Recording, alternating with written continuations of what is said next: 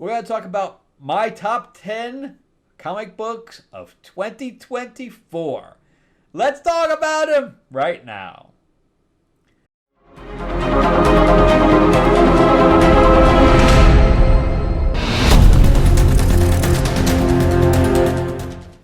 Welcome back to the channel, everyone. Thank you so much for spending time with me as we rant about movies, comic books, and television shows, as well as the occasional board game.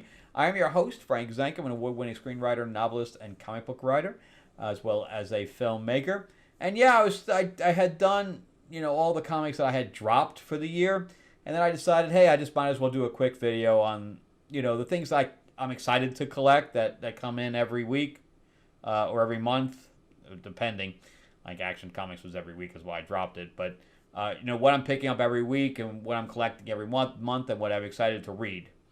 So let's talk about them right now. And we're going to start with an honorable mention. Mostly because the previous run was okay. But it was still, and we're going to talk about Batman and Robin. So the previous one was okay. I think was it Phil Kevin Johnson. I forgot who was writing that one. Maybe it was Josh Williamson, but I think it was Josh Williamson. But it was okay because I think Philip Kevin Johnson's on it now, and it was of all the Batman books, I like that one the best. So that's why I kept with that one. But now this whole thing with the new villain that's in there, and we actually have a detective thing going on where we have an investigation, and we're seeing some flashbacks. Of where Batman learned to do investigations and things like that. I liked a lot of what's going on there, but we were only really 2 issues in of that storyline, 2 or 3. So I don't want to jump it into my top 10 because what if it takes a bad turn? So yeah, I'm gonna put that as an honorable mention. But I think right now Batman and Robin is actually really good, especially when we compare it to Chip Zdarsky and Ram V and Tom Taylor, who are writing, Detective and Batman right now, and they're just bad. All right, so let's start with the top 10. So my number 10 is Red Sonja by Thorin Grumbook by Dynamite. I'm a big Red Sonja fan. I like sword and sorcery stuff, as you know from the stuff that I've written. In fact, let me know. This is my newest novel. It is a fantasy novel. I'm thinking about doing this as an Audible, as a audio book. Let me know if you guys are interested in that. If so, then I will. I'll actually hire somebody or whatever we do to put it on Audible. I'll do a Kickstarter on it. Let me know if you're interested in that. All right, but going back to Red Sonja. She's kind of inconsistent during Grumbook. Thorin is actually a woman in this case. So when I say she, I'm not making a mistake. But it's I love the art in it. It's some of the best art that I've seen in Red Sonja. And I like the storyline. I think she captures Red Sonja pretty well. But her pacing on it is weird. We started out with this big battle, and then she forgot about the whole battle because she has the soul of this other guy, of this other demon in her, and she's still fighting with Cool Goth. There's some really good stuff in there, but she starts storylines and then she forgets about them or realizes that she shouldn't have started it yet or whatever. So it really isn't plotted well, and so I wish that she'd plot her stuff a little better. She's having a big problem on Catwoman right now as well. So. She's not the best writer in the world, but I think she captures Red Sonja pretty well, and I do look forward to seeing what she comes up with Red Sonja month to month. All right, so number 9, The Sacrificers. This is by Rick Remender. This is going to have some kind of an ending. Cannot be a complete ongoing. It is about a pigeon, for the most part, who is given up for sacrifice to the gods. So their foreman comes around to all of the households and then collects sacrifices of kids. But they're not kids. I would say the guy's like at least 13, so he's probably a teenager now. But they know, which means every 13 years or whatever else, they come up and get sacrifices. So he was marked for sacrifice, so his dad was mean to him the whole time. He doesn't even have a name. He didn't even name him. He was never allowed in the house. So his entire life, was spent out in the barn. So when they finally collect him, the sister was the only person that was nice to him. And he instead now is imbued with the powers of a goddess, because it ended up being a big battle between the foreman and the princess, who had out something to prove, and she ends up losing her powers, but it's given to the pigeon, who ends up utilizing them and going on the attack, and decides that he's going to wreak vengeance on all of the gods, whether it destroys the entire world or not. He's going to change the world or destroy it. So it's got some really good stuff in there, but it has to have some kind of an ending. It can't keep going on and on and on. So it'd be interesting to see what's going on there, because we are over a year now. I think it's close. I think it's kind of what Void Rivals is at, like 15 or something like that. All right, and the next one is Void Rivals. That is my number 8. I like Void Rivals. I like the whole Energon universe for the most part. I like its connection to it. Again, this is something that's going to have some kind of a definitive ending. Or at least the arc for what's going on the both sides of the ring. There has to be some kind of an ending or conclusion to that storyline. It can't go on and on and on forever. Eventually, it's going to get old. But for right now, I like that they have split up now. Derek and Selena, whatever her name is, and she's on a walkabout to find Zerta. We have Hot Rod and Springer now at talking with Derek. And about Energon and what they're going to do with the trade and creating Energon. And meanwhile, you got Proxima that's recreating himself. I don't know where it's going to go from here, but I know that they're going to have to move that story along. Robert Kirkman's going to have to move it along a little bit faster. But right now, I am enjoying it. Number 7, Superman. It's been a long time that I have Superman. First of all, I'm collecting Superman, because I stopped collecting Superman a long time. When Jurgens was doing it, I liked it. Then they brought in, a bunch of bad writers. But I like what Joshua Williamson's doing here, and having Supercore. I don't like having Lex not have his memory. I think that's stupid. I like Mercy in it. I don't really like Lois having powers, but I think that's going to be very short-lived, since she has Zod's powers, and now we have this storyline with Doomsday, which I am enjoying. But I think that after this, we're going to have to resolve the whole Zod thing, and she's going to have to lose her powers by the end of the storyline.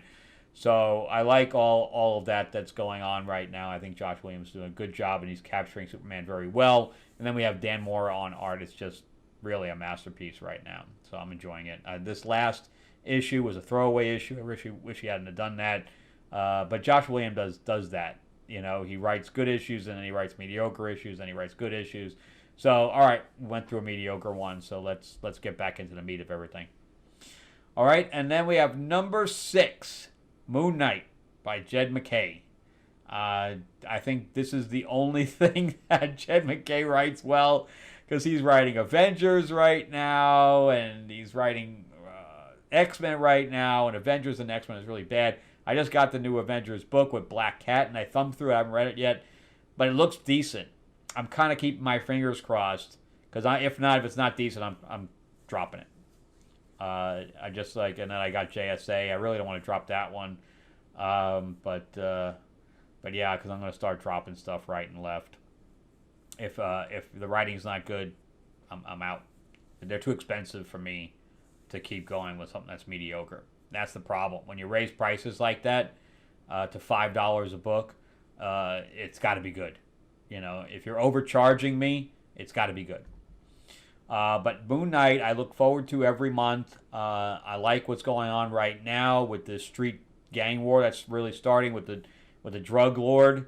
and now has killed the Midnight Mission. I wish we had seen a little bit more of that to see the repercussion, because you only get to see one splash page and that's it, and then they're literally running and fighting cops and all this other stuff. So they end up going underground, and now we found out that the glitter, or whatever you want to call it, is the drug, and now they're calling it Moondust because it was planted inside the Midnight Mission by the cops, and now they're being hunted by everybody. So pretty good so far. I like it. I like the team that's there, and this is one of the few team books that Jed MacKay can write, because normally, like Avengers and X-Men, which are team books also, he flounders on those, man. He just completely flounders. All right, so before we jump into the last 5, I want to remind everybody that I am a comic book writer myself, and this is my sci-fi book, Destiny Aurora. This did just get picked up by Moonstone Books, Blood Moon, and it will be done in single issues and distributed to stores soon. But if you'd like, I already got published through Kickstarter. I did my Kickstarters. So it is 150 pages. It's kind of a Star Wars, Star Trek, Guardians of the Galaxy kind of mix-up.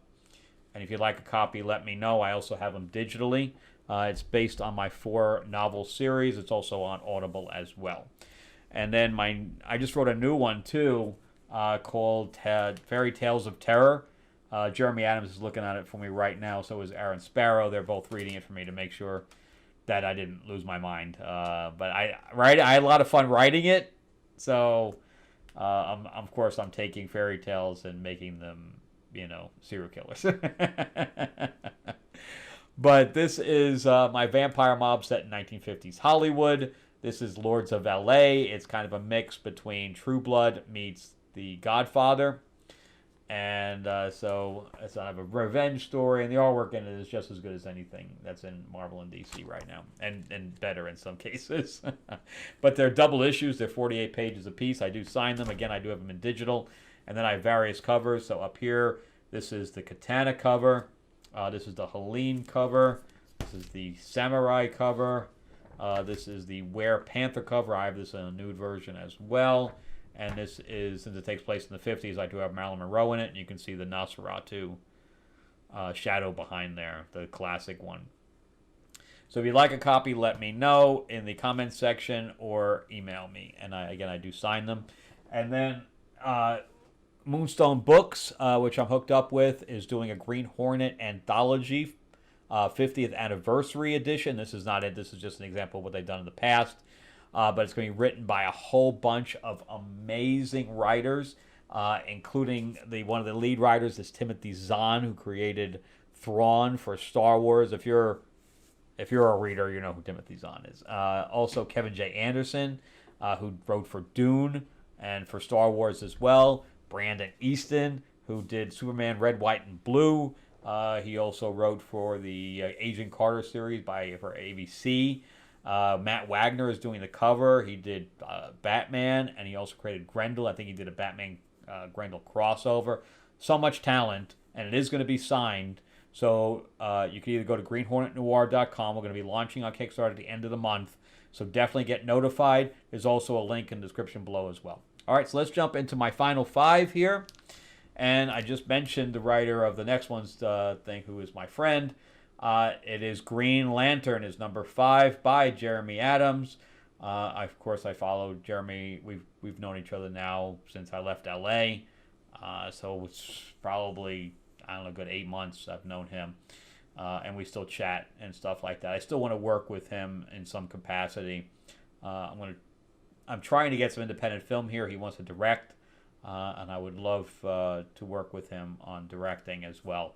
I'm just trying to figure out how to raise money for various stuff right now, and bring some more stuff here to Atlanta. But anyway, Green Lantern was really good. I like a lot of what he did, and then there was other stuff that I didn't care for. Specifically what he's doing now with the Sorrow character. I'm not a fan of the Sorrow character. I did like the Shadow Lantern style. There's a lot of stuff he created that was really cool. And I love the fact that he brought Carol back to be a Star Sapphire. I like that a lot. And I really wish that the costume kind of matched she had a little bit more skin out, and they didn't 2024 it all the way. But whatever. But at least she's back in his life. So we started out with them sparring. She was going to get married to kind of get away from him. And that didn't work. And then eventually sorrow was created out of that, which... Ugh. But the end kind of got convoluted. I think everybody kind of agreed that the ending of that storyline with Tharos ended up being very rushed. They kept throwing in, different events to screw him up as much as possible. But then you had, all of... I think he's going to write another Green Arrow. He did a Green Arrow, Green Lantern book, but he's doing it. I think he's doing a Green Lantern Corps as well. I don't know. I don't know how much Green Lantern I can take. But then again, we thought that Kilowog was dead, and then we had a construct that looked like the real one. I don't think it works that way. So there was a bunch of different powers that he did that I'm like, I don't think it really works that way. But overall, Green Lantern has been really good, and I like Green Lantern for the most part. I like Hal. I like Patrick. John Stewart. I said Patrick. I was going to say Patrick Stewart. I like John Stewart, and I know they just directed a statue of him in Burbank, the Warner Brothers studio. Pretty cool. And I am looking forward to the Green Lantern show, although I agree with everybody that them stuck on Earth, being space cops on Earth, doesn't really work. But we'll see. We'll see how it goes. But anyway, yeah, so far so good with it, and I'm looking forward to the next storyline as well. All right, so good job overall, Jeremy. All right, so let's jump into number 4. My number 4 is back to the Energon universe with Duke specifically. So there was Duke miniseries. It was Cobra Commander. It was Destro. And then there was Kelly Thompson's Scarlet. I got through one issue of Scarlet. I was done. Kelly Thompson is a complete hit or miss, mostly miss. I collected all of her run on Captain Marvel, and boy, some of those issues were really, really horrid. And I'm a big fan of Scarlet, and she just missed the mark completely. Destro was decent. I think that was Dan Waters or something like that who did that. But anyway, I semi-liked Destro. And Cobra Commander was pretty good for the most part because it created a whole different type of Cobra Commander than what we were used to. But Duke was the standout. He was the standout of all of those. That was the first one, and it kind of kicked everything off. But I love the fact that he was going after Starscream, who killed all his people. Really, I was a really good start to that. And then we saw Megatron being held captive in Cobra Law, but we never saw anything about that again. But now we're into G.I. Joe. I'm not a fan of the artwork in here. I really wish they'd get something a little bit less sketchy. I like more clean lines in my artwork. That's just me personally. I like that Baroness is a good guy at this point, so we get to see her downfall. Anyway, there's really a lot of good stuff going on with G.I. Joe. I've always been a fan of G.I. Joe. I'm not a big fan of Transformers, but G.I. Joe is what I grew up with. Stalker was my first figure. I remember. I love the beret on him. So he was awesome. And they killed off Rock and Roll already, so thank God they didn't kill off Stalker. All right, number 3. Getting down to nitty-gritty, down to the top 3 now. Conan the Barbarian by Jim Zub. I think this is on everybody's list. Again, I'm a big Sword and Sorcery fan. I think that Jim Zub has been doing an amazing job. The artwork in the first run, looking like it was a complete throwback, was amazing. And then we got the whole Dark Stone thing, Black Stone, or whatever it was. I thought that one was okay. It was kind of all over the place. I know people really liked that one. I didn't dislike it. I just thought there was a lot. Solomon Kane, Agatha, whatever her name is, the French woman. I just thought there was a lot. I did like seeing Barisa. I forgot her name. I liked her coming back because I was like, what happened to her? But at least we got to see her come back. So it was a lot of really good stuff in there. But the overall Conan thing, and now we're in another episode now with a whole new artist. I'm not that much fan of the new art in comparison to the old one, but we're about to go on a new adventure with the Pirate Queen. So good stuff. It's we're obviously doing some kind of a flashback to when he was hanging out with her. So we'll see what happens. All right, and number 1 and number 2, I had to flip a coin for the most part because I like both of these equally. But I'm going to put number 2, Rook Exodus. And I know some people will disagree with me here. But Rook Exodus by Jeff Johns, who I'm a big fan of. Although he did call his bird Poe when I called my Raven Poe back in Shadow Raven back in the 90s. So, like, damn it. But anyway, this is the story of the Wardens that are on a planet that is self-destructing, and everybody's left except for the have-nots who couldn't get off the planet. We really don't get to see many of these people because it's mostly the Wardens fighting with one another. But all the Wardens are left, and all the Wardens control some type of animal. So Rook is crows, and which is also weird that called him Poe because Poe is, a raven. That's why I ended up using Poe as mine. Big fan of Edgar Allan Poe anyway. And so anyway, we have Rook and we have Direwolf, and then we had the Warthog one, and we had the Turtle one. We got to see all these different types of helmets, and everybody wants to see figures out of these things because the look and feel of the helmets is awesome, and even the world building. I think that with Rook Exodus, it's a lot about the world building. He really was able to create some nice stuff, and I think it would make a really good film if we end up fighting with the bear guy by the end of because we're taking a hiatus for a few months, which I can't blame them because the artwork is so phenomenal in there. That give him the time to do it. Give him the time to do something good. I had no problem waiting. So anyway, number 2, Rook Exodus. So you're not reading Rook Exodus, which is part of the Ghost Machine. I don't really like any of the other Ghost Machine stuff. I'm not a fan. I know a lot of people are a fan of Redcoat. I'm not. A lot of things I don't like about Redcoat. And then whatever Street with the kind of the Twilight Zone type of thing. Doesn't do anything. I don't like anthology, so it didn't do anything for me. But the artwork in it was pretty good, and there was a character named Pranky and stuff like that. So they had some really good, and Dr. X-Ray or whatever. They had some pretty good characters in it. I'm just not a fan of anthologies. And so let's jump into my number 1. Drum roll, please. Number 1, Space Ghost. I am a big fan of Space Ghost. I grew up with Space Ghost as a cartoon. I was kind of disheartened when they turned him into a comedy, being from Space Ghost to coast, because I was used to watch the Hanna-Barbera stuff. I love the little big buttons on his arm and all this stuff.